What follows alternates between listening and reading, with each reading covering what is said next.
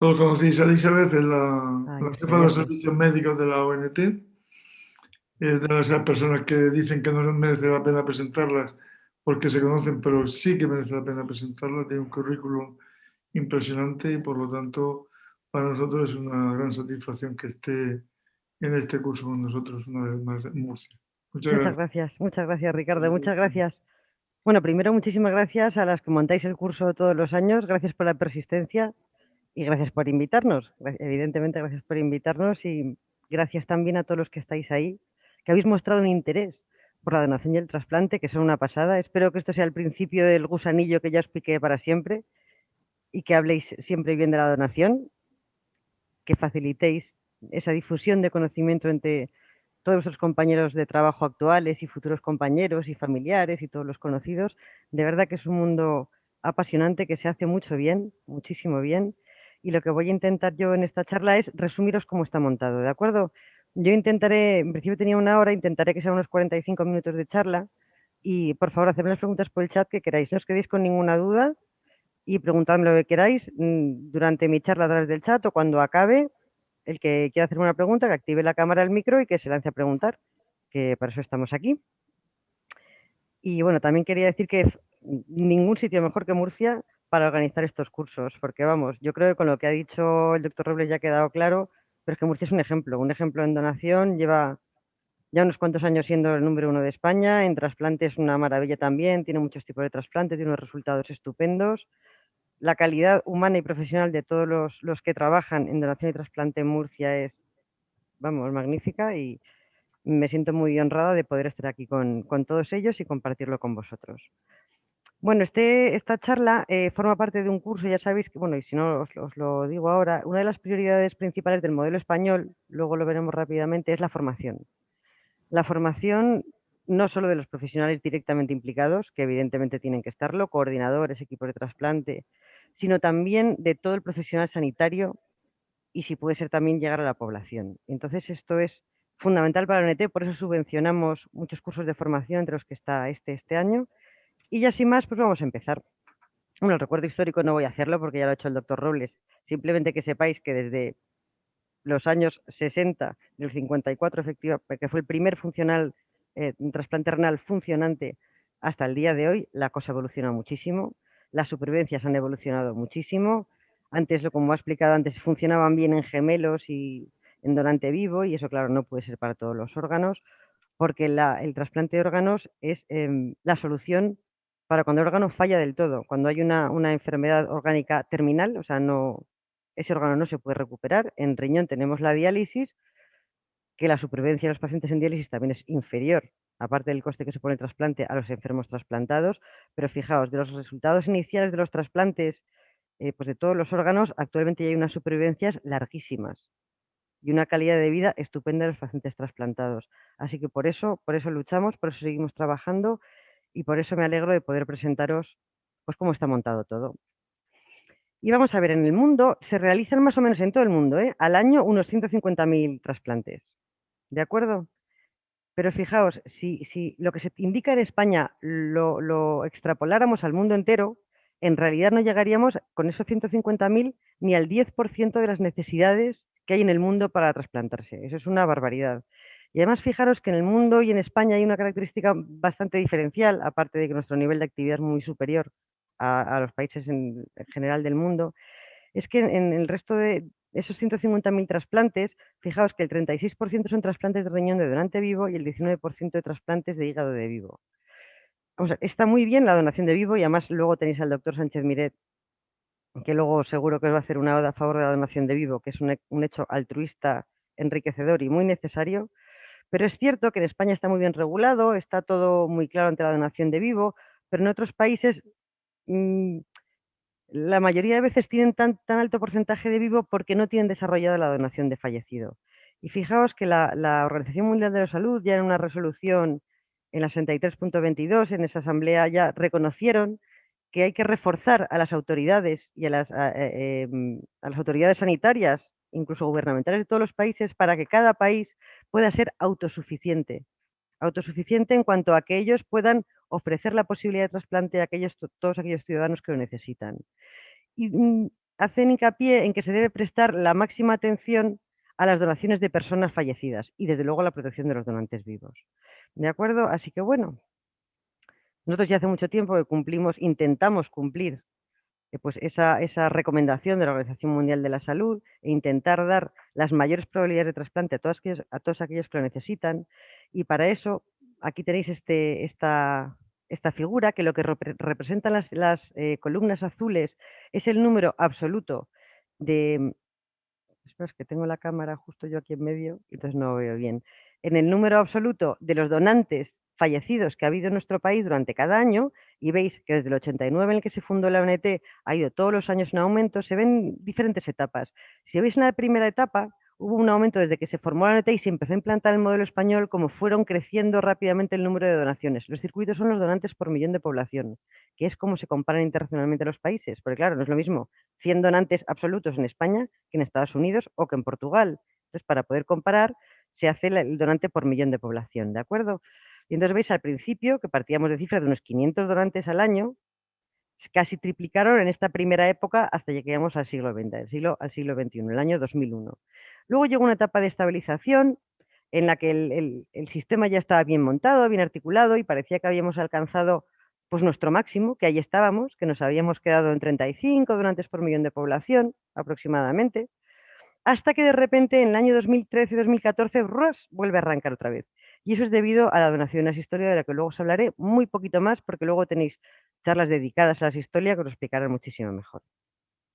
Hasta evidentemente seguíamos en ascenso con ese gran impacto de la donación a Asistolia, hasta que, bueno, por lo que todos desgraciadamente conocemos, que es la aparición de nuestro magnífico amigo o enemigo, el SARS-CoV-2, pues el COVID evidentemente también afectó a la donación y el trasplante de órganos.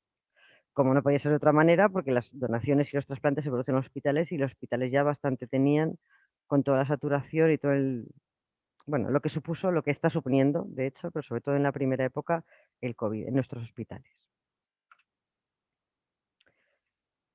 ¿Por qué se enseñaba las donaciones? Pues como os había dicho, porque la donación de fallecido impacta directamente en los trasplantes que se producen en nuestro país y de hecho esas magníficas cifras en donación lo que han permitido es que la actividad de trasplantes, de acuerdo de los donantes fallecidos, aquí tenemos las cifras del 2019, sean las más altas del mundo, de la donación de fallecido. ¿Ok? Veis que en primer lugar, en azul más clarito, está la donación en muerte encefálica, que la donación vamos a ver, donación en muerte encefálica, donación asistolia, por daros un concepto súper simple, es la manera en que se diagnostica el fallecimiento. Si el fallecimiento se diagnostica por unos criterios determinados de fallo neurológico, de acuerdo, de cese de la función irreversible de las funciones neurológicas, y es un protocolo que está en nuestra ley, entonces es muerte encefálica. Si el diagnóstico de fallecimiento se produce por unos criterios circulatorios y respiratorios, que también están descritos en la legislación, ¿de acuerdo? Pues esos son los donantes en asistolia. Son dos tipos de donación de fallecido que os explicaré mejor más adelante, ¿de acuerdo? Pues mira, como podéis ver, tanto en donación de muerte encefálica como en donación en asistolia, pues somos los primeros del mundo. Es una pasada que un país como el nuestro, que es muy maravilloso, pero que no se destaca normalmente por ningún tipo de récord, salvo Nadal o alguna época magnífica de nuestra selección de fútbol, pues mira, aquí podemos decir que ya hace muchos años que España está a la cabeza mundial, tanto en donación de fallecido como en trasplante. Aquí veis la evolución de los trasplantes en España, lo mismo. Aquí las áreas significan los números absolutos de trasplantes y en la línea, podéis ver, son los trasplantes por millón de población. Fijaos que nosotros ya estábamos desde hace unos cuantos años con más de 100 trasplantes por millón de población, lo que es una cifra brutal para el resto del mundo. Hasta evidentemente que vino el COVID y aún así nos quedamos en más de 90 trasplantes por millón, que también sigue siendo una cifra bestial para cualquier otro país en una situación no pandémica. Con lo cual tengo que agradecer muchísimo, pero muchísimo, no pararé de dar las gracias a toda nuestra red de donación de coordinadores de trasplante y de equipos de trasplante que han afrontado esto con la máxima entereza, con la máxima entrega. Y fijaos que aún, a pesar de todo, se han conseguido trasplantar el año pasado a más de 4.000 personas, lo cual es una barbaridad en la mayoría de los países que conocemos. Bueno, aquí vemos el global de pacientes trasplantados a nivel mundial, en el que vemos que tanto Estados Unidos como España van a la cabeza. Si tenemos en cuenta los trasplantes de donante vivo, Estados Unidos prácticamente nos iguala e incluso algún año nos ha podido superar, porque la donación de vivo en Estados Unidos es muy superior a la que tenemos aquí. ¿De acuerdo? Así que estamos a la par en los últimos años entre Estados Unidos y España. Y aquí vemos un poco más en detalle qué es lo que ha pasado con el COVID en la donación y el trasplante. Antes de entrar de lleno en el modelo español, claro, yo lo que voy a contar es el modelo clásico habitual, pero que sepáis que, claro, todo esto se ha visto afectado en parte por el COVID.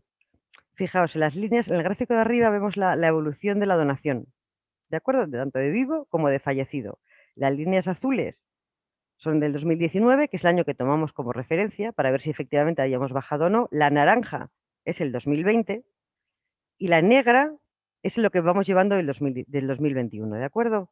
Entonces veis que habíamos empezado el 2020 fenomenal y que llegó marzo y pataplaf. Pues bajó estrepitosamente la donación. Fijaos, la donación de fallecido y la donación de vivo también bajó. El trasplante, que es el gráfico de abajo, también bajó muy llamativamente. En algunos, por ejemplo, de trasplante pulmonar en abril no se pudo realizar ningún trasplante, en fin, pero eso se fue recuperando. O sea, a la par que se iba controlando en los hospitales mucho mejor la situación del coronavirus, pues se fueron recuperando las donaciones y los programas de trasplante fueron reactivando su actividad.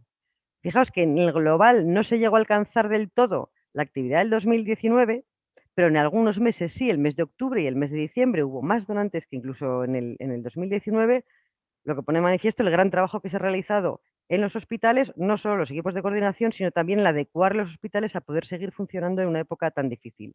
Globalmente, en el año pasado se descendió, el año 2020 supuso un 20% en donación y en trasplante más o menos con respecto al 2019. Pero básicamente, como podéis ver en nuestros gráficos, debido a la gran bajada que hubo en la primera ola, cuando estaba todo el mundo pues desesperado, despistado y sin todavía haber dado tiempo a activar esos circuitos libres de COVID y esos protocolos que también nos han hecho a todos. ¿Qué hicimos nosotros? ¿Qué hizo la red de donación y trasplante de órganos durante la pandemia del COVID-19? ¿Cuál ha sido la experiencia que hemos tenido? Bueno, pues nosotros, esta recuperación que habéis podido ver ahora, como incluso en el 2019, 2021, que empezamos un poco mal, parece que en marzo ya hemos remontado bastante, nos hemos basado en cuatro pilares fundamentales. Primero, en desarrollar y actualizar constantemente protocolos para la evaluación y selección de donantes y de receptores, para que toda la red tuviera claro qué es lo que había que hacer en cada momento, cuál era el mejor test a utilizar, en qué momento había que hacerlo, qué se tenía que descartar. Tenemos unos algoritmos hechos que aproximadamente cada mes los íbamos actualizando. Y así toda la red tenía claro o tenía una guía de por dónde, cómo se debía actuar. En segundo lugar, también hemos trabajado en generar evidencia científica para poder comprobar que todos los trasplantes que se estaban realizando en ninguno se había producido una transmisión del donante, a pesar de las medidas que estábamos tomando. Pues evidentemente ya se han realizado, ya tenemos el seguimiento de muchos trasplantes a partir desde que empezó la pandemia y en ningún caso se ha producido en nuestro país la transmisión de donante a receptor. Ha pasado un caso en Estados Unidos, un caso de pulmón, pero que además no seguía, en ese caso no se siguieron las recomendaciones que nosotros sí aplicábamos en España desde el principio. Con lo cual en España no ha habido ningún caso de transmisión de donante a receptor. También pudimos constatar que los receptores de órganos, de órgano sólido y de trasplante hematopoyético también, que se infectaban por el COVID, no en el momento del trasplante, sino en una transmisión comunitaria o porque estuvieran ingresados en el hospital por otra causa, en fin, pillaban el COVID, no del donante, pero se infectaban por el COVID. Tiene una incidencia mayor que la población general y además tiene un curso más agresivo y un peor pronóstico que la población general. Por lo tanto, toda esta información que hemos generado, aparte de ponerla en conocimiento de la comunidad científica, también ha servido para que la estrategia de vacunación del Ministerio dé una prioridad especial a los pacientes trasplantados y en lista de espera. Otro pilar importante que hemos tenido ha sido dar recomendaciones a los pacientes trasplantados y a los candidatos en lista de espera, que también actualizábamos en la web, también nos poníamos en contacto con Alzar y con diferentes asociaciones de pacientes, pues para tranquilizarles, pues asegurarles que las cosas se estaban haciendo bien, que se iba recuperando la actividad, siempre bajo las máximas garantías de calidad y seguridad. Y por último, también establecimos unas directrices a los centros para que saber en qué momento era oportuno abrir un programa, cerrar un programa, qué tipo de donantes, qué tipo de donación había que dar preponderancia o qué tipo de trasplante había que dar preponderancia en función de la situación de saturación y epidemiológica de cada lugar. Esos son los 4 pilares en los que hemos estado trabajando desde el principio. O sea, en enero del 2020 ya empezamos, desde que se empezó a ver los casos en China, ya empezamos a decir, se han descrito esos casos en China, vamos a ver qué pasa aquí, vamos a ir mirando escenarios, en fin, organización. Porque eso, en realidad, es lo que es el modelo español. Es un sistema organizativo. Todo esto que parece tan fácil de hacer documentos de consenso, recoger evidencia, esto en los 80 no era así las cosas. En los años 80 no había Organización Nacional de Trasplantes, la donación y el trasplante, tal como bien explicado, lo habéis visto perfectamente, el doctor Parrilla en el vídeo lo contaba, o sea, era una cosa muy local, y también lo explica muy bien el doctor Robles, que vamos a ver, aquí cada uno, esto es una foto de los enfermos de diálisis que salieron a la calle en los años 80 diciendo, vamos a ver, esto no puede ser, o sea, es que si yo vivo en Madrid, vale, porque hay hospitales que tienen donantes y tienen trasplantes, me puedo trasplantar, pero como vivo en un pueblo de Cuenca, pues no me voy a trasplantar nunca. Entonces esto hay que unificarlo y a raíz de todas estas manifestaciones que hubo, se formó la Organización Nacional de Trasplantes, que empezó a organizar pues todo el cotarro, basándose en sistemas que había en el País Vasco, en Cataluña, así muy locales, que empezaban a hablar de algún tipo de coordinación y lo que hizo la ONT en un principio fue unificarlo todo. Y vamos a entrar ya directamente en las razones por las que España es líder de donación de órganos desde 1992, que se dice pronto, que son más de 20 años. Claro, lo primero, y muchas veces en el extranjero, bueno, es que los españoles somos los más solidarios del mundo, todos decimos que sí. Bueno, vamos a ver, los españoles somos muy buenos, pero como todo el mundo. La población española es solidaria, pero no en mayor medida que otros países. Fijaros que esto es una encuesta de la Unión Europea preguntando directamente si donaría sus órganos después de morir y la media de la Unión Europea está en el 56% y en España está en el 57% por debajo de otros países que a pesar de que si tú preguntas en la calle te dicen sí, sí, sí, sí, sí, luego la verdad es que no, no, no, no, no, porque no tienen esas cifras de donación como las que tenemos aquí. Así que bueno, somos buenos, pero lo normal. La población general tiene una buena actitud y es cierto que favorece que sea un sistema público, que la gente confíe en el sistema sanitario, pero ante la pregunta, más o menos, contestamos lo mismo. Otra cosa que se nos achaca, y a lo mejor también lo habéis oído eso, porque hace un par de años hubo cierta polémica. Hay dos tipos del consentimiento a la donación. Está el consentimiento presunto y el consentimiento informado. Nosotros tenemos el consentimiento presunto, que lo que significa es que en principio todos somos donantes, salvo que hayas manifestado en vida lo contrario. Y eso es lo que dice nuestra legislación española. El consentimiento informado que tienen otros países es el contrario. Nadie es donante a no ser que haya dicho que sí. ¿De acuerdo? Entonces hacen sus registros de donantes, sus no sé cuántos. Vale. Vamos a ver. En realidad es que el consentimiento sea presunto o informado en ley no cambia mucho la cosa a efectos prácticos, porque en España, a pesar de que todos somos donantes, salvo que la persona en vida haya dicho lo contrario, siempre, siempre se pide a la familia cuál era la opinión de su familiar difunto acerca de la donación, se consulta el documento de voluntades anticipadas y siempre se busca, vamos a ya sabéis que hay muy poca gente que tenga el documento de últimas voluntades o voluntades anticipadas, que es este documento donde tú dejas registrado, pues si quieres que en caso de una enfermedad irreversible, quieres que se te intube, se te haga maniobras de reanimación, ahí es donde se puede meter si quieres ser donante o no, pero hay muy poca gente en realidad que lo tenga. Con lo cual siempre se habla con la familia y la familia es la que tiene la última palabra con respecto a la voluntad del fallecido. En ningún caso se va a una donación de órganos o a una extracción de órganos sin haber hablado con la familia. Nunca. Porque aun en el caso de que en el documento de voluntades anticipadas esté, y eso sí que es un documento legal, que si en el documento aparece esa persona es donante o no es donante según lo que diga, salvo en eso, siempre la familia es la que al final firma la autorización para la extracción. ¿De acuerdo? La familia tiene la última palabra, salvo que esté, ya como he dicho, registrado en el documento de últimas voluntades. ¿De acuerdo? Esto es una manera de que la gente sea de transparencia total. No hay ningún país que haya cambiado además la legislación de informada a presunta que de repente se haya disparado la donación. Es una cosa más de buena voluntad. Es bueno que en la ley donar sea la opción normal, la aceptada, la que el país apuesta por esa. Todo el mundo es donante. ¿De acuerdo? Se puede ver como el Estado es propietario de los órganos, pero eso a la hora de la verdad no es verdad, porque yo os digo que siempre se pregunta a la familia. Otro tema, ¿por qué tenemos tantos donantes? Que a veces nos dicen, y en realidad no es ahí la cosa, porque en España se mueren más que en otros sitios. Fijaos que estas son las gráficas de mortalidad de las patologías relacionadas básicamente con la donación, que son los accidentes de tráfico, aunque ahora ya son muy pocos, y los accidentes cerebrovasculares, y llevan años en descenso. Cada línea es un país, y España es la línea roja. O sea, España es de los países que menos mortalidad tiene por accidentes de tráfico y por enfermedad cerebrovascular. Así que no tenemos más donantes porque aquí fallezcan más que en ningún otro país de Europa. Y eso me gusta también dejarlo claro. Otras cosas que cuando preguntan, ¿y cómo mejorarías la donación de un país? Que se les suele ocurrir a mucha gente que no está muy versada en el tema. A mí si me hubieran preguntado hace 20 años, a lo mejor hubiera dicho algo de eso. Y además esto también son otros métodos que se les ocurren mucho a los políticos sin saber mucho del tema. Vamos a cambiar la ley de presunto de informado a presunto y tal.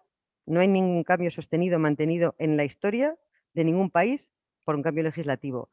Porque vamos a hacer un registro de donantes, tampoco. Tampoco aumenta la donación los registros de donantes, ni las campañas publicitarias, que pueden ir bien en un momento puntual. Pero vamos a ver, fijaos lo que se gasta Movistar o la Coca-Cola o algo así para que tenga algo de influencia los anuncios.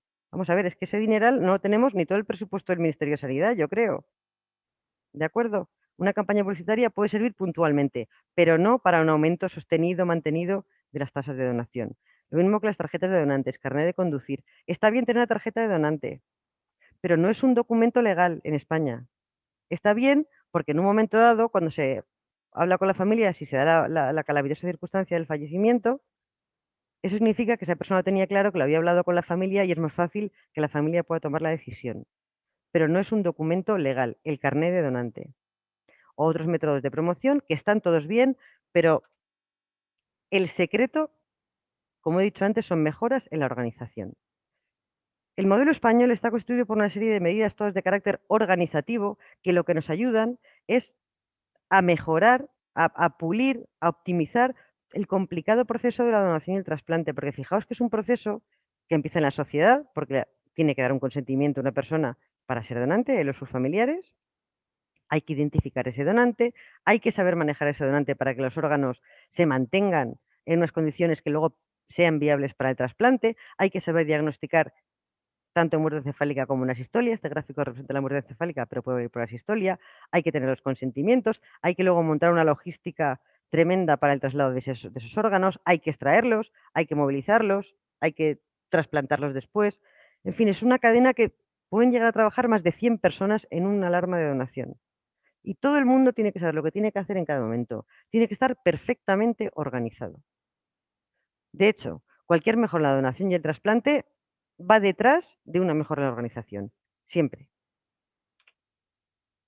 Las campañas, bien, los cambios legislativos, hombre, tienen que permitirlo. O sea, el primer principio básico del modelo español es tener un marco legal y técnico adecuado. Si no tienes gente formada, gente que sepa y una ley que permita hacer todos estos procedimientos, no se puede hacer. Pero vamos, eso lo tienen la gran mayoría de los países. No es el diferencial de España frente al resto.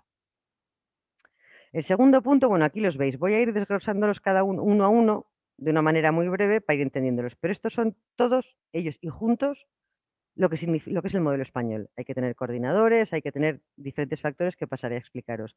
Y todo esto junto. Y todo esto además con una implicación o una conversación continua y una implicación de sociedades científicas implicadas, también es importante tener acuerdos con sociedades científicas que tienen que ver con la donación y el trasplante, como también es importante el espíritu inquieto, el no dormirnos en los laureles, en una innovación constante. Vamos a ver, ¿cómo está montada la red de Córdoba? Cuando hablo de red, ¿a qué me estoy refiriendo? Bueno, pues la red lo que hace es replicar cómo está montado nuestro sistema sanitario.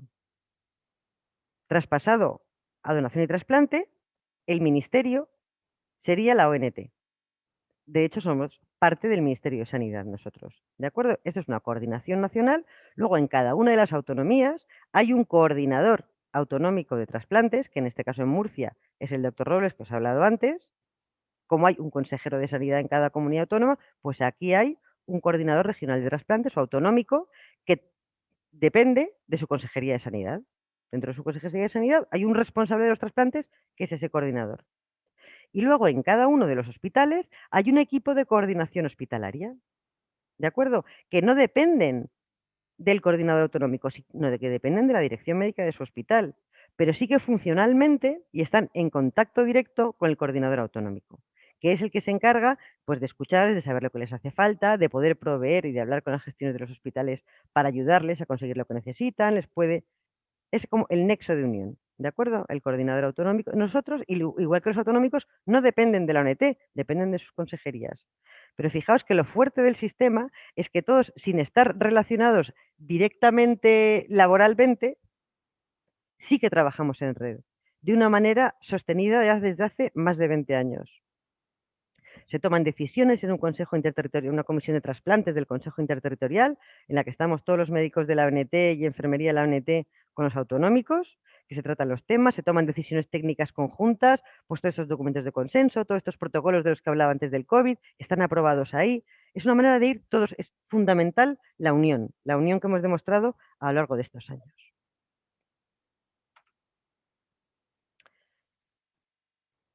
El segundo punto yo creo que es, si no el más importante, bueno, sí, el más importante es el perfil de los coordinadores hospitalarios de trasplante.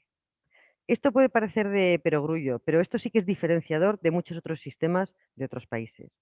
En España, los equipos de coordinación de trasplantes están formados por médicos y enfermeras que trabajan dentro del hospital. Son trabajadores de ese hospital.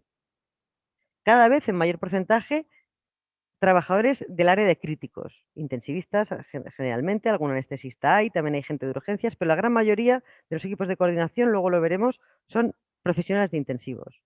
Tienen una dedicación parcial. ¿Qué significa lo de la dedicación parcial? Porque los coordinadores me dicen, bueno, es dedicación además, generalmente. Si tú eres un intensivista y eres coordinador, entonces tu labor es de intensivista, pero además te dedicas a labores de coordinación. Y por eso se llama dedicación parcial. ¿De acuerdo? Cuando hay un donante, tú eres el que te encargas de supervisarlo todo, de hablar con la ONT, de lo que sea. En hospitales con mucha actividad y que tienen también programas de trasplantes, hay gente en dedicación total que suele ser personal de enfermería, porque hay tanto trabajo que es imposible poder hacer otra cosa. Pero claro, un hospital que tiene 2 donantes al año o 3 donantes al año y no tiene equipo de trasplantes, no tiene sentido que haya una persona que solo haga eso. De ahí lo de la dedicación parcial. Dependencia directa de la dirección del hospital. Eso ya lo he dicho, son parte trabajadora del hospital. Y su principal objetivo es la donación de órganos, pero cada vez están más implicados en temas de gestión, de educación, de formación, de hablar con los medios, de proyectos de investigación. En fin, es un trabajo, yo creo que muy gratificante. Vais a hablar con muchos coordinadores en este curso. Yo creo que es un trabajo precioso, los coordinadores están muy orgullosos de serlo, pero es un trabajo duro. Aquí podéis ver los equipos, actualmente hay 185 equipos de coordinación en nuestro país. Está formado por un total de unas 500 personas, ¿de acuerdo? Son 336 médicos y 200 enfermeras. Y aquí veis lo que os decía, la dedicación total y parcial. La mayoría de los médicos están en dedicación parcial y la gran mayoría son médicos de intensivos. Y en enfermería hay mucha más dedicación total, lo que os decía en hospitales grandes, con programas de trasplante, y también aquí la mayoría de enfermería está en cuidados, en áreas de críticos, pero hay más enfermeras en nefrología, incluso en dirección, son supervisoras que están, en fin, pero ya muy focalizadas hacia las labores que tienen que desarrollar casi siempre de manera total. No os olvidéis que la principal función del coordinador es la donación de órganos. Son los que se encargan de detectar al donante, evaluar si puede ser un donante o no puede ser un donante. Son los que llevan toda la supervisión del mantenimiento y el diagnóstico de fallecimiento, sin hacerlo ellos directamente, pero tienen que supervisar que se cumplen todo lo que está en los protocolos con respecto al mantenimiento y al diagnóstico de fallecimiento. Son los interlocutores directos con la ONT, cuando hay un donante para ofrecer los órganos que hayan considerado donables, son los que hablan con la ONT, para que desde allí, desde aquí, en este caso, se apliquen los criterios de distribución, que son públicos y están en la web de la ONT. Aquí no se distribuyen los órganos al tuntún, hay unos criterios que cada año se revisan y se aprueban, ¿de acuerdo? Entonces el coordinador llama a la ONT, bueno, ya lo habéis visto en el vídeo, que estaba maravilloso, dice los órganos que se pueden trasplantar y la ONT es la que se encarga de hacer la asignación de los órganos, llama a los coordinadores de los hospitales donde se van a trasplantar para que ellos sean los interlocutores con los equipos de trasplante y tienen que encargarse de organizarlo todo, los quirófanos, todo. Nosotros en la ONT montamos los aviones, si es que son necesarios, pero la logística dentro del hospital también la hacen los coordinadores de trasplante. Lo de que sean intensivistas, ¿no os creéis que se hace en todos los países? Pero fijaos que en España, tal como van aumentando las donaciones, veis cómo iba aumentando porcentaje de intensivistas en los equipos de coordinación. Está claro que si trabajas en la UCI es donde están los posibles donantes, es donde más se detectan. Aparte que ahí estás en una mejor posibilidad pues, de mantener, de supervisar, de que tus compañeros estén a favor de la donación. No hay ninguna duda. Fijaos la implicación incluso de la SEMICIU, que es la Sociedad Española de Intensivos, que en sus recomendaciones éticas hacen recomendaciones específicas favoreciendo la donación. En los indicadores para una UCI de calidad hay indicadores relacionados con la donación.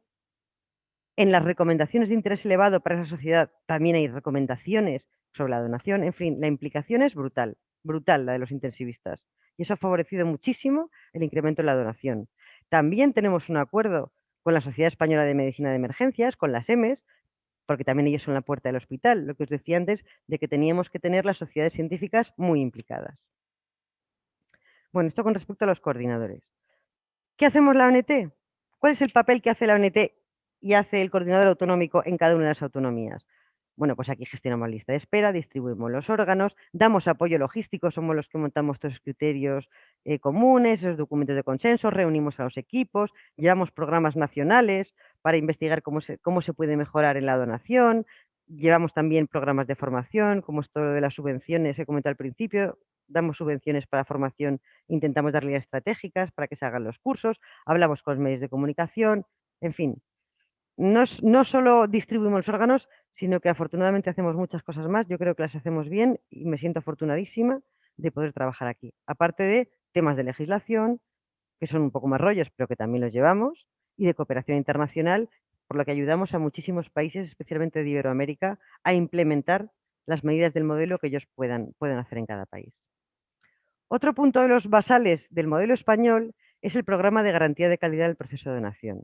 Fijaos que esto se lleva haciendo desde el año 99 y los coordinadores lo que hacen es, en base a este programa, revisarse todos los fallecimientos de las unidades de críticos a posteriori para ver si todo lo que podía ser un donante finalmente lo fue o no.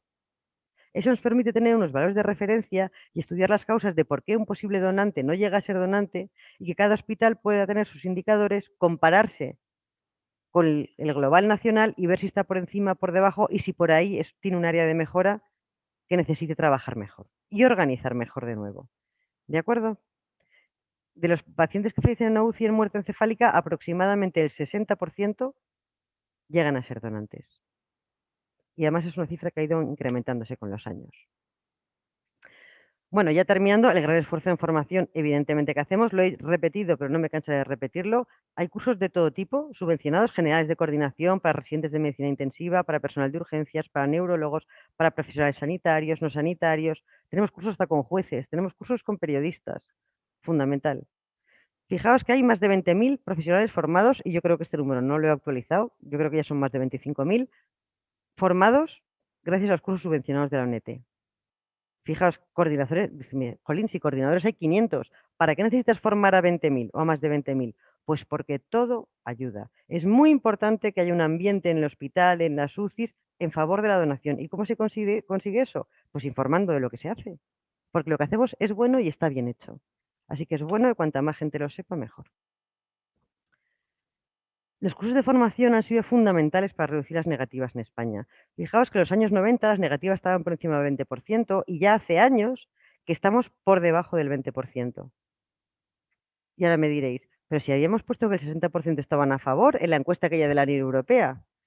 Es que esa diferencia en cuanto a pasar de que hay una negativa del 40% a priori a bajarlas por debajo del 20%, está en relación directa con la formación de las habilidades y herramientas de comunicación que se facilita a los coordinadores de trasplantes.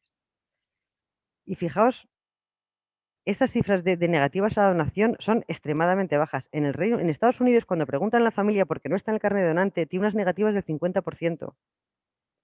Y los ingleses están también cercanos al 50%, y eso llama más atención cuando comparamos o cuando un inglés fallece en nuestro país porque está de vacaciones o porque tiene una segunda residencia en Alicante. Aquí las negativas a los ingleses también están por debajo del 20%. Así que algo hay de importancia en la manera de abordar el tema de la donación con unas familias que lo están pasando tan mal en unos momentos tan críticos.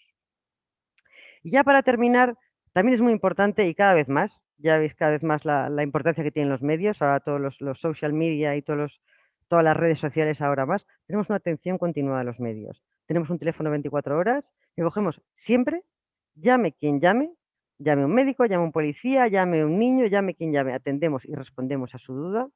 Tenemos acceso permanente a la prensa nacional e internacional, tenemos conexión directa con los medios de comunicación para sensibilizarles. Ya sé cuánto que hacíamos un curso y tenemos en diferentes medios, intentamos que los periodistas nos conozcan, tener un contacto directo para que no vayan por libre y se pongan a frivolizar de temas tan importantes que pueden cargarse un sistema que tanto bien están haciendo a esta sociedad.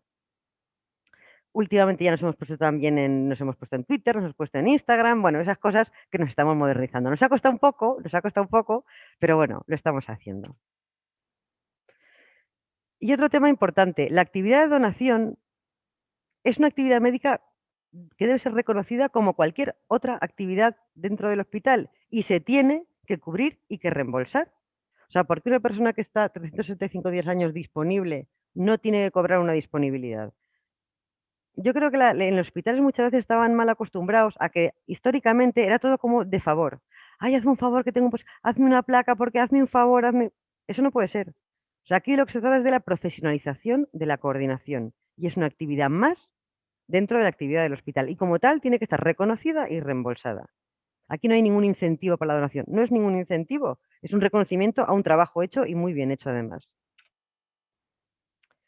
Ya lo ha comentado el doctor Robles, vamos a ver, se ahorra dinero con el trasplante, es más evidente en el caso del trasplante renal, porque el dinero que se ahorra en la diálisis, vamos, vamos a ver, a los 5 años, un paciente que se ha trasplantado ha ahorrado al sistema unos 160.000 euros frente a la hemodiálisis y unos 90.000 euros frente a la diálisis peritoneal. Así que no es una medicina de lujo, es una medicina que a la larga o a medio plazo ahorra dinero.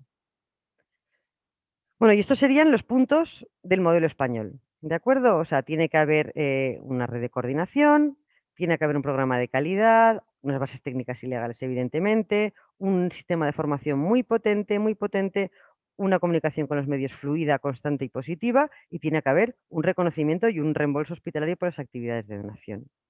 Y de hecho, en muchos países que nos han pedido ayuda para mejorar sus tasas de donación y les hemos asesorado en diferentes términos, como son Australia, Canadá, Croacia o el Reino Unido, al ir incorporando diferentes ítems de ese modelo español, han ido incrementando sus tasas de donación.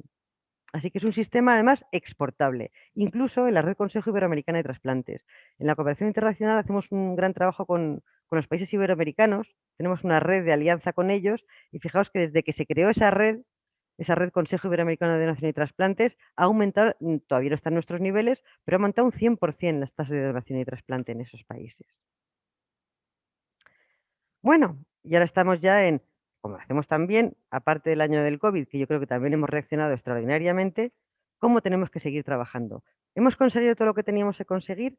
Acordaos cuando os he dicho lo de la recomendación de la OMS, que debíamos ser autosuficientes. Bueno, fijaos, el fondo azulito es la gente que está en lista de espera cada año. Cada año hay más de 10.000 personas en lista de espera en nuestro país, cada año. Y el año 2019, que fue el año que más trasplantamos de nuestra historia, trasplantamos 5.500, bueno, 5.400 y pico. O sea, aproximadamente de la gente que hay en lista de espera se trasplantan la mitad cada año. Vamos a ver, eso es cierto que es una balanza. Cuanto más trasplantan, más se confía en el trasplante, mejores resultados se obtienen y más se indica. El 100% no lo vamos a conseguir nunca. Pero siempre sabemos que hay mucha gente que está sufriendo y esperando un trasplante. Porque de otra manera están condenados a la diálisis o condenados al fallecimiento en un corto espacio de tiempo porque el órgano no le funciona y no hay sustitución. Así que eso nos obliga a tener que seguir trabajando sin descanso. Otra señal de que no tenemos cubiertas todas nuestras necesidades de trasplante, esto es el porcentaje de trasplantes de pacientes que empiezan con insuficiencia renal crónica, que se diagnostica. Tienes una insuficiencia renal ya terminal, crónica, y tienes que iniciar un tratamiento sustitutivo de trasplantarse. Lo inicial sería de entrada trasplantarse y ya no tener ni que dializarse. Eso se llama el trasplante renal anticipado, pero aquí en España es excepcional. En 2019 solo un 5% de estos pacientes se pudieron trasplantar de entrada y no tener que pasar por diálisis. Y otra cosa que nos marca que podemos seguir mejorando son los donantes por millón de población por comunidades autónomas. ¿De acuerdo? Este es el año 2020. El año 2020, el global nacional, estuvimos en 37 donantes por millón de población, por debajo a los 40 que nos habíamos marcado con el plan 40 o a los 50 que tenemos marcados con el plan 50, pero bueno, dado el COVID, no son unas cifras habituales y seguro que las vamos a recuperar. Pero a pesar de ese descenso, fijaos que hay comunidades autónomas, entre las que está Murcia, que han superado incluso los 50 donantes por millón, mientras que otras se han quedado muy, muy abajo. Y estas diferencias se repiten todos los años, aunque sea con cifras ligeramente superiores. Es decir, si hay comunidades que consistentemente durante los años se mantienen por encima de 50, es que todas podrían estar por encima de 50. Y por ahí también hay que seguir trabajando. Y además, el potencial de donación en muerte encefálica, que era el habitual hasta hace muy poco, lleva muchos años descendiendo y en los últimos 10 años estable totalmente. Hay mejoras en la atención a los pacientes críticos que hacen que sea muy estable el número de potenciales donantes. Así que se ha tenido que ir explorando diferentes áreas, es decir, hay que salir de lo que estamos haciendo siempre, algo tenemos que hacer, porque hay gente que sigue necesitando el trasplante. Se hizo el plan 40 para llegar a 40 por millón en el año 2008, se superó el 40 por millón y ahora estábamos en llegar en el 2022 al 50 donantes por millón en el total nacional. Que de hecho, el año pasado, en el 2019, nos quedamos en 49. Si no llegaba ni el COVID, seguro que hubiéramos llegado antes. Pero bueno, ahora todavía nos queda como un horizonte más lejano ahora y para eso trabajamos en diferentes áreas. En los cuidados intensivos orientados a la donación, en los donantes referido a que una persona se ingresa en UCI ya solo para donar, es una persona que ya se sabe que va a fallecer inminentemente, y si no hubiera donación en ese hospital, pues se fallecería en la urgencia o subiría a planta para su fallecimiento o incluso en el domicilio, y si le ofrece la posibilidad de ingresar en UCI solo para donar, esos son los cuidados intensivos, de manera muy resumida. Donantes expandidos, donantes más mayores, donantes con antecedentes que antes no se consideraban, si ahora se considera que son seguros porque se ha probado que son seguros, empezar esa donación en esos pacientes también, criterios no estándar, en fin, diferente. La donación en la asistolia, que fue lo que gracias a que empezamos con eso, despegó la donación y el trasplante otra vez en nuestro país, mejorar el trasplante renal de vivo, mejorar también la donación y el trasplante pediátrico e incorporar la sanidad privada a la donación. No tenemos aquí el tiempo de que os vaya detallando cada uno de esos, pero simplemente eso es para que veáis cómo seguimos trabajando, no nos dormimos, seguimos con las pilas puestas y a por todas. Esto es lo único que voy a decir de la asistolia.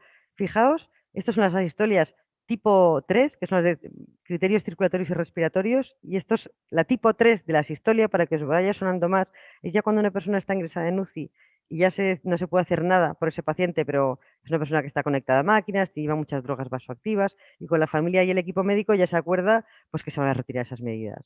Pues esos son la donación de asistolia tipo 3, que os explicará más a profundidad. Fijaos cómo se ha disparado en los últimos años. Y eso es lo que ha permitido ese aumento, igual que los trasplantes. Estos son los trasplantes de asistolia de los últimos años para que veáis cómo ha ido creciendo. Bueno, en eso estamos.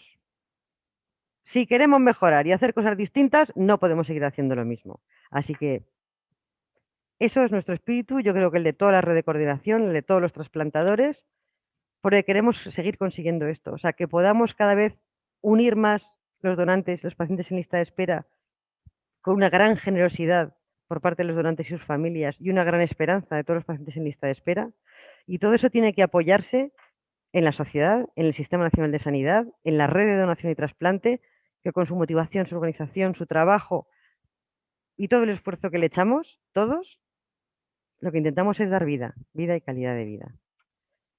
Muchísimas gracias a todos y que estoy a vuestra disposición para cualquier pregunta que me queráis hacer. Creo que no me he pasado mucho de tiempo. ¿No, Beatriz? ¿Me riñes o voy bien?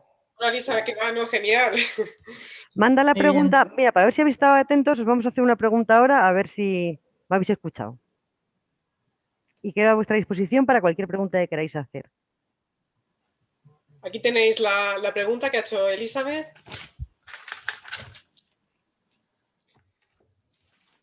¿La veis, la pregunta? Leed bien la pregunta, que se pide la incorrecta. Los siguientes aspectos constituyen pilares fundamentales del éxito del modelo español de donación y trasplante, excepto uno. Tenéis que señalar, como dice Elizabeth, la incorrecta. Que a veces la prisa... Van cambiando los porcentajes. Claro, es que como he visto que al principio digo, uy, aquí alguien nos ha leído la incorrecta. Venga, no seáis tímidos. Activa cámara y micrófono. ¿Nadie tiene ninguna duda? Aunque yo no lo sé todo, pero bueno, entre José Ignacio, que también está ahí, Ricardo Robles, Beatriz, entre todos seguro que os podemos responder.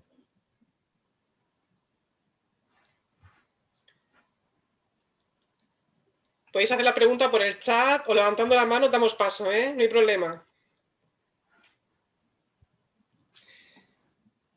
Bueno, Elizabeth, voy a aprovechar para darte las gracias, mientras que se animan los alumnos, para darte las gracias por tu presentación. Yo creo que has presentado de una manera muy clara todos los aspectos más importantes del proceso de donación del modelo español de trasplante.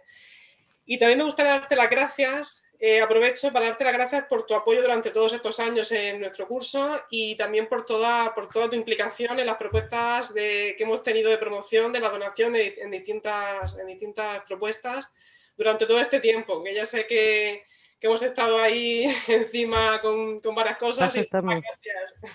Si nuestra Sí, función me es sumo a apoyar. Beatriz. Me sumo a Beatriz en los agradecimientos. Es un placer tenerte esta tarde con nosotras.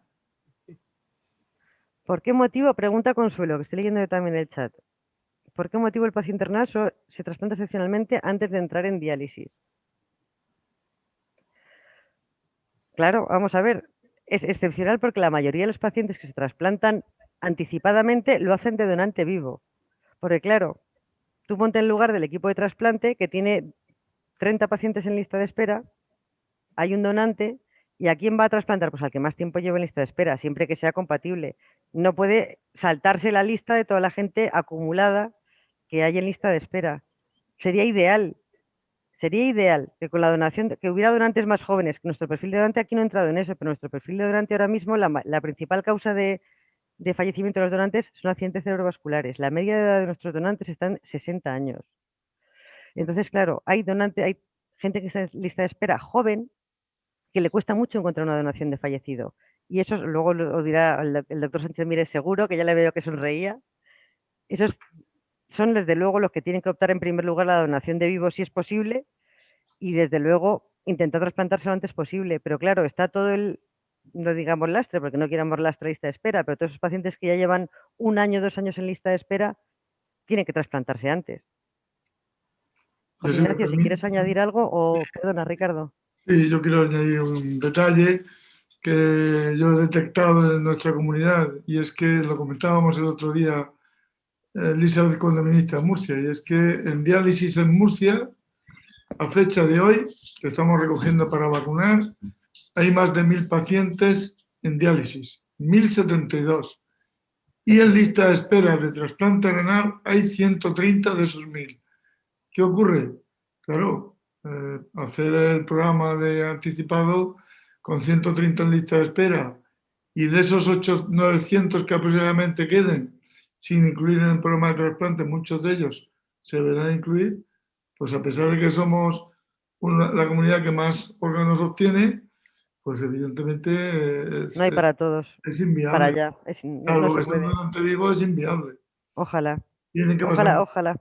muchos años, evidentemente. Yo quiero hacerte una pregunta que me llama siempre la atención y es el fenómeno Madrid-Cataluña, Aragón, por supuesto, que están por bajo de la media nacional en donación. Tienen los grandes centros hospitalarios y en cambio luego el resto de la comunidad.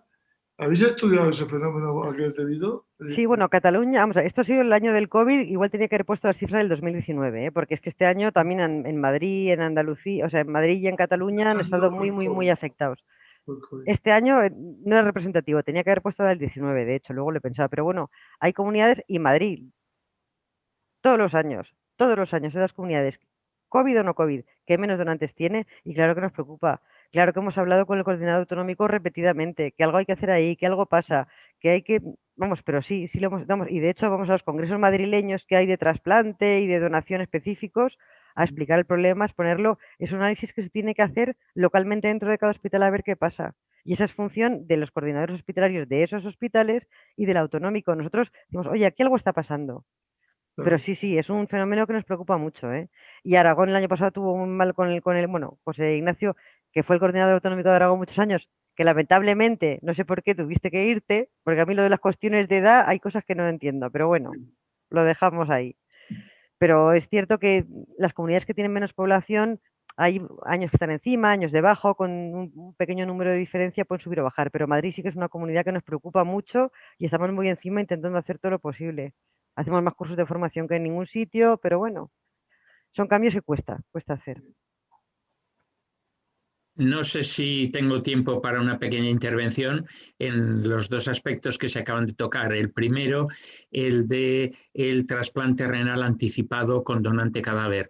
Eso sería una suerte el poder disponer de un número adecuado de donantes fallecidos para poder trasplantar a las personas antes de entrar en diálisis, puesto que la diálisis es un buen tratamiento, pero no es el mejor tratamiento. También, por lo que dice el doctor Robles, es importante saber que solo entre el 17 y el 25% de los pacientes que están recibiendo tratamiento renal sustitutivo son candidatos a trasplante, teniendo en cuenta las patologías que padecen y sobre todo la edad y el estado biológico deteriorado de esas personas. De hecho, la insuficiencia renal crónica se trata con tratamientos sustitutivos, de los cuales el trasplante es el mejor, pero es el más minoritario. Esa es la primera cosa. Hay países donde han conseguido que se pueda llegar a trasplantar a algún paciente con donante cadáver en situación de prediálisis, pero no es muy fácil. Y en España también se consiguen Sí, algunos. en España algunos son, algunos de los anticipados son de Sí. donante fallecido, pero son muy pocos.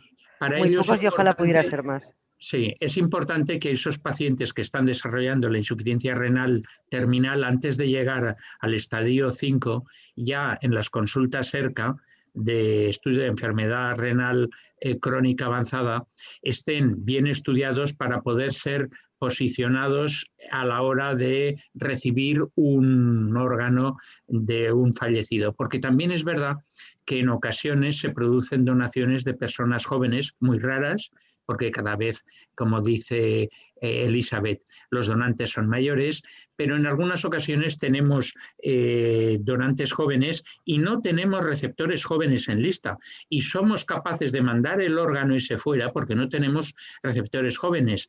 Y valga lo burdo del ejemplo, pero poner un motor de Ferrari a un SEAT 600 no es la mejor manera de tratar ni el motor de Ferrari ni el SEAT 600. Por lo tanto, hay que adecuar también, hacer un mismatch entre la edad de donante y la edad de receptor. Es algo importantísimo. Y con respecto a las cifras que llaman la atención de índices de donación en unas comunidades y en otras, esto da para mucho. Da para mucho porque es un factor poliédrico que necesita soluciones poliédricas también. Las comunidades que tienen más centralizada toda la actividad, que son casi uniprovinciales, como es el caso de Murcia, como es el caso de Asturias, como es el caso de La Rioja, que además tienen un macrohospital, porque es ahí a donde va toda la patología más neurocrítica y más grave.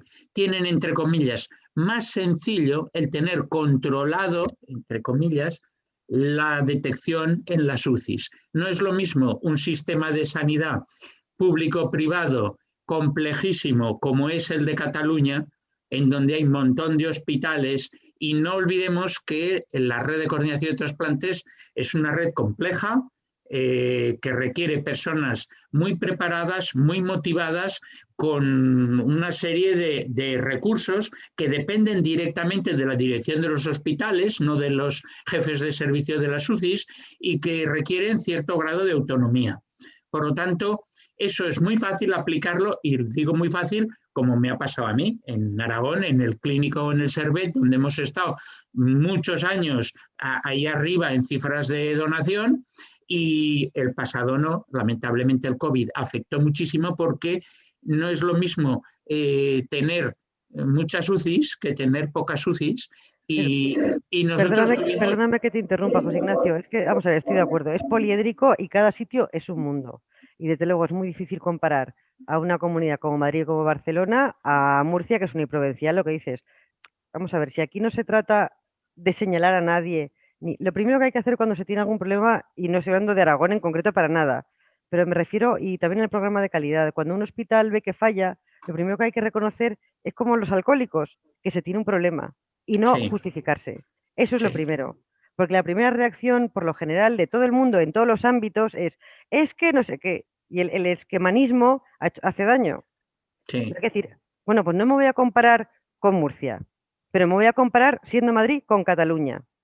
Por ejemplo, que esas comparaciones sí se podrían hacer. O sea, hay que ser realistas, hay que reconocerlo. Sí, vamos a ver, todos estos indicadores que se sacan, sé que es difícil, pero hay que tomárselos en positivo. Se ofrecen para buscar áreas de mejora, no para señalar a nadie de qué mal lo haces, ni tampoco para señalar a nadie de qué bien lo haces, sino simplemente vamos a ser todos sinceros y vamos a ver si esto es todo lo que puedo dar. Y cuando solo te miras a ti mismo, no lo sabes, porque seguramente tú crees que lo estás haciendo todo lo mejor que sabes. O sea, lo Toda la del... razón. Claro, entonces eso es lo que siempre se ha sido la intención, por lo menos desde que estoy en la dirección de la ONT, de dar las cifras, o sea, no es un afán ni penalizador, ni... No es así. O sea, es simplemente decir, vamos a ver por dónde podemos mejorar. Mira, que es que llego a 30 y es que no, sé que no puedo hacer más por esto, por lo otro. Justificándolo y siendo sincero con uno mismo. Yo creo que por ahí Sí, es por donde empieza la mejora continua y en parte lo que es el modelo español. No sé, José sí. Ignacio, si To- comparte. Totalmente de acuerdo. Añadir una cosita a esto, a la conversación. ¿Puedo? Claro, Sí. Una vez que entré coordinador hace unos meses, el detalle es el siguiente. Vamos a ver. Yo tengo un coordinador hospitalario en la Risa que se llama Mario, Sí. con los demás ¡Qué coordinadores suerte! hospitalarios que son máquinas, pero claro, es que el fenómeno ha cambiado. Mario ahora mismo ha sacado 26 órganos en asistolia en el hospital, y que es 300.000 habitantes. Asistolia. Y el resto de la comunidad, que son 1.300.000, ha sacado 13 órganos en total. Es decir, el fenómeno asistolia, que ha dicho muy bien Elizabeth, se está incrementando, y en los próximos años, con la nueva ley de eutanasia y con la ELA y con todos los problemas que hay, probablemente se invierta y sea la asistolia. Y esos donantes hay que buscarlos en neurología, en neumología, en la puerta de urgencias. Ese tipo de donantes hay que empezar a trabajar y hacer lo que yo he hecho este año. Nada más entrar, he hecho una reunión con mis coordinadores y nos reuniremos si hace falta cada 6 meses, y esos donantes hay que ir por las plantas a buscarlos, porque Tú si has no, dado, tú, no te van a llegar, José Ignacio. bueno, tú como has estáis dado, viendo aquí, es tú, todo tú- organizativo, tú ¿eh? has dado una respuesta implícita, no sé si se ha entendido claramente. Mario es Mario y la comunidad tiene otra serie de hospitales y otra serie de no Marios. Entonces, hay que analizar y cada uno, si buscamos la excelencia, pues yo me llevaría a Mario a cualquier sitio porque es una persona capaz de arrastrar. Pero eh, Y de detectar, ¿por qué en otros hospitales no hay otros Perdonadme, Marios? perdonadme, ¿puedo Pero eso, contestar esto es otro foro. un par de preguntas más que me hacen los participantes? Que sí, desde luego sí. que son muy tímidos. Aquí nadie ha quitado cámara y ha abierto micro. Sí, Esto, sí, bueno, pero tienes en el chat, ¿eh? En el chat tienes dos es el primer preguntas. día, sí, por eso. Es el primer día y bueno, pero tenéis que animaros más, hombre. Vamos a ver, David Uruñuela, al que conozco, porque lo presento, es coordinador de la ONT, al que conozco mucho, que cuando creemos, o cuando creo, supongo que me lo preguntas a mí, que se llegarán a los niveles prepandemia. Pues chico, no lo sé. O sea, es que encima, todas las estimaciones estas que se hacen de cuándo lo llegaremos, es que yo creo que ya una cosa que nos enseña la pandemia es que planes a muy largo plazo en cuanto a cómo irá, yo no me atrevo a hacerlos. Vamos a ver, visto los gráficos que os ponía de la evolución, o sea, yo creo que el año pasado ya estuvimos al final de año al 80-90%. Si no vuelve a venir otra hecatombe y la cepa magnífica, terrible, tal, y la cosa se va para atrás, yo creo que este año iremos alcanzando los niveles del 19. Vamos, de hecho en marzo lo hicimos. En marzo lo hicimos. Pero eso todavía es una sierra. Son cosas que van, que vienen, y no me atrevo a hacer ninguna estimación. O sea, yo no lo sé. espero que este año, a lo largo que va el año, cada vez nos vayamos acercando más al 19 y cuando volveremos a tomar la curva ascendente, pues ya no lo sé, es muy complicado de predecir. No sé si vosotros tenéis alguna predicción. Y yo lo que os puedo decir es que las cifras de un 30% de ocupación de camas de UCI por pacientes COVID, por lo tanto no hay pacientes neurocríticos, son pacientes COVID. Eso es una falacia, porque cuando hablan de un 30%, hablan un 30% sobre un 100% más de camas de UCI temporal que se ha montado para poder atender a pacientes que necesitan ventilación mecánica. Pero en mi comunidad, en los hospitales que yo tengo información de primera mano día a día, las camas estructurales de la UCI, que son 34, están llenas de enfermos UCI. Otra cosa es que cuando es necesario atender a un paciente politrauma o lo que sea, hay otras unidades como son la REA o como son una UCI que han montado en trauma, etcétera, etcétera, que puede servir para atender a esos pacientes críticos, pero desde luego no es el ambiente para poder tener donantes. Claro, donantes y postrasplantados y de todo. Si es que es muy complicado y el personal, aunque haya más camas, en muchos casos es el mismo, que está en un sitio, en otro y en 20 sitios a la vez. Y O es un personal no formado, como suele pasar. En estos momentos, es muy el complicado. 50% del personal de enfermería de la UCI es su primer trabajo. Para Claro, que y nos eso encima hagamos es una idea. Luego, variable por su comunidades, expertise, por claro, hospitales, por todo. O sea, es que es muy su complicado. expertise en esto es mínima. Y luego los pacientes que están llevados y con una dedicación excepcional, y se lo agradezco, por anestesiólogos, no es lo mismo que por intensivistas que están habituados a este tipo de pacientes y a este desenlace y a la detección precoz del posible donante. Perdón, Hacen el papel la última fantástico que pregunta. hacen de ventilar a los pacientes COVID. Bueno, queda una pregunta que no he contestado, pero yo creo que vamos muy justos de tiempo. Que perdóname, Francisco José, que se me han acumulado las cosas y ahora he visto tu pregunta. ¿A futuro qué actuaciones serían el próximo desafío? Supongo que te refieres a nivel nacional, porque cada uno tiene los desafíos que le quedan cerca y por dónde puede seguir mejorando. Mira, tenemos el plan estratégico. Si tienes interés, de verdad, tenemos el plan estratégico está colgado en nuestra web. Te metes en la página web ont.es, metes ONT en Google y te sale. Y allí está todo el plan estratégico definido. Vamos a ver, una cosa que ahora nos preocupa mucho y es que facilitaría mucho el trabajo es todo el tema de la digitalización, que parece una tontería, pero conseguir que los sistemas de información funcionen de una manera ágil y coordinadas en todos los temas de donación y trasplante entre los hospitales, las autonomías a nivel nacional, eso es la cantidad de tiempo y de esfuerzo y de recursos que ahorraría la gente, porque toda esta evidencia que generamos, todas estas cifras que ofrecemos, pues muchísimas cosas, sabemos que cuesta mucho trabajo a los coordinadores que bastante tienen ya. Y entonces también queremos facilitar y estamos invirtiendo muchos recursos ahora mismo en digitalizar y en interoperabilidad de sistemas y en ese tipo de cosas, que puede, pero es otra vez una cosa organizativa que creemos que puede ayudar. Y otro tema que también nos interesa mucho, y además José Ignacio lo sabe, bueno, y lo saben todos, es que también queremos trabajar en el reconocimiento de la coordinación hospitalaria, que muchas veces en los hospitales no está reconocida, no tiene un nombramiento oficial, no hace carrera profesional, entonces también queremos trabajar, creemos que merecen un reconocimiento profesional en las coordinaciones de trasplante y de una manera homogénea y unificada además en el país. Y esos son temas que parecen más internos, pero que todo esto ayuda a engrasar, todo esto ayuda a que la gente quiera ser más coordinadora, la gente trabaje más contenta. Así que esos son los futuros ahí más cercanos en los que estamos trabajando, aparte de seguir promoviendo la donación asistolia, la pediátrica, donantes expandidos. Pero bueno, toda la parte que salía, que no sé si me preguntabas por ahí, en el programa de televisión, de los órganos de la medicina, de las células madre, regenerativas, pues vamos a ver, hasta que llegue, desde luego nosotros cada vez que nos piden ayuda para un proyecto de investigación, porque necesiten matrices o algo así, nos piden ayuda directa para este tipo de investigaciones, por supuesto que la damos. Pero ahora mismo hay gente que está investigando súper válida a nivel más local y a nivel nacional. Nosotros no tenemos ahora mismo ni los presupuestos ni el personal para organizar este tipo de investigaciones ya tan avanzadas que afortunadamente hay otros investigadores que mismamente en Murcia ya hacéis cosas de esas. Así que nosotros estamos muy a pie de calle y de solucionar problemas del aquí y ahora y mirar cómo podemos hacer que todo funcione mejor. No sé si te he respondido. De todas maneras, el plan estratégico lo tienes en la web. Y ya, Bueno, muchas gracias, Elizabeth. Voy a compartir, si os parece, la votación de la pregunta que ha lanzado Elizabeth. ujú. ¿Os parece? Ah, yo me creía que la veían todos. No, ¿La veíais? ¿La estáis viendo antes? yo sí la Yo veo. también. No sé La- si la ve todo el mundo. Vale, Bueno, venga, dilo. Te Tachán. han entendido.